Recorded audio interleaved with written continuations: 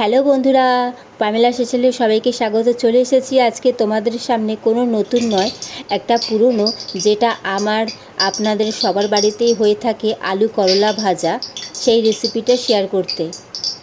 তো আজকে আমি তোমাদেরকে কোনো কিছু বলবো না যে কিভাবে রান্না করতে হয় বা কিভাবে করতে হবে, তোমরা জাস্ট দেখে নাও। রোজ দিন তো আমি তোমাদেরকে বলে দিই, একদিন নয় নাই বা বললাম। আর এই আলু উচ্ছে ভাজা আমার খুব একটা প্রিয় খাবার, যেটা আমার খুবই পছন্দের। আমার মতো আর কার কার এই আলু উচ্ছে ভাজা খুব প্রিয়, অবশ্যই সেটা আমাকে কমেন্ট করে জানাবে। অনেকেই আছেন যারা করলা একদম পছন্দ করেন না, কারণ তেতো লাগে বলে।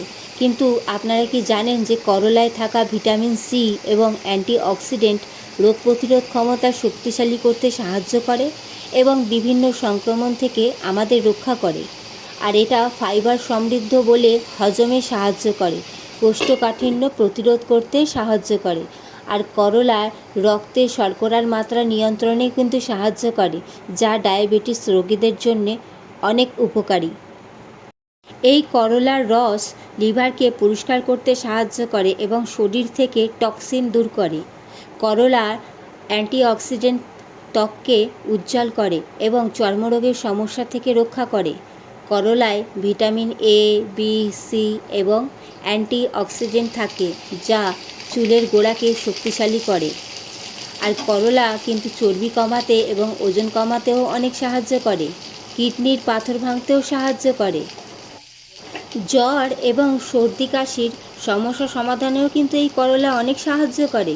আর করলা আয়রন এবং হিমোগ্লোবিন তৈরি করতেও সাহায্য করে। তো বন্ধুরা, দেখতে পেলে তো করলার কত গুণ আছে। তেতো হলে কি হবে, এটা আমাদের কিন্তু শরীরের পক্ষে অনেক অনেক উপকারী।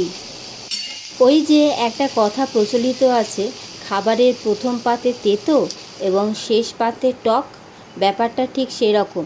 তো প্রথম পাতে যদি করলা থাকে তো ক্ষতি কী আছে, আর যেটা আমাদের শরীরকে সুস্থ রাখবে। তো আর দেরি না করে যারা খান না তারা অবশ্যই করলা খাওয়া শুরু করে দিন, কারণ শরীর ভালো থাকলে তবেই তো মন ভালো থাকবে, আর শরীর মন ভালো থাকলে তবেই তো সবাই ভালো থাকবে, তাই না? তো বন্ধুরা, আমার চ্যানেলে আরও অনেক রেসিপি আছে, তোমরা চাইলে সেগুলো দেখে নিতে পারো। তোমাদের যদি আমার রেসিপি, আমার পোস্ট, আমার ভিডিওস ভালো লাগে, তাহলে অবশ্যই আমার চ্যানেলটি সাবস্ক্রাইব করে আমার পাশে থেকো বন্ধুরা। তোমরা যারা নতুন, যারা এখনও আমার চ্যানেলটি সাবস্ক্রাইব করোনি, তারা অবশ্যই আমার চ্যানেলটি সাবস্ক্রাইব করে আমার পরিবারের সদস্য হয়ে যাও এবং আমাকে তোমাদের পরিবারের সদস্য বানিয়ে নাও।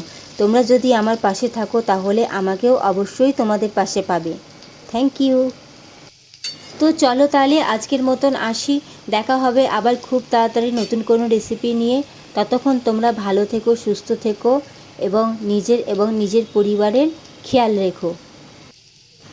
আর আমার এই আলু উচ্ছের ভাজা রেসিপিটা কেমন লাগলো সেটা জানাতে অবশ্যই ভুলো না কিন্তু। তাহলে দেরি না করে আজ থেকেই করলা খাওয়া চালু করে দাও, কারণ তুমি যদি ফিট থাকো তবেই তো তোমার পরিবার ফিট থাকবে, তাই না? চলো টাটা।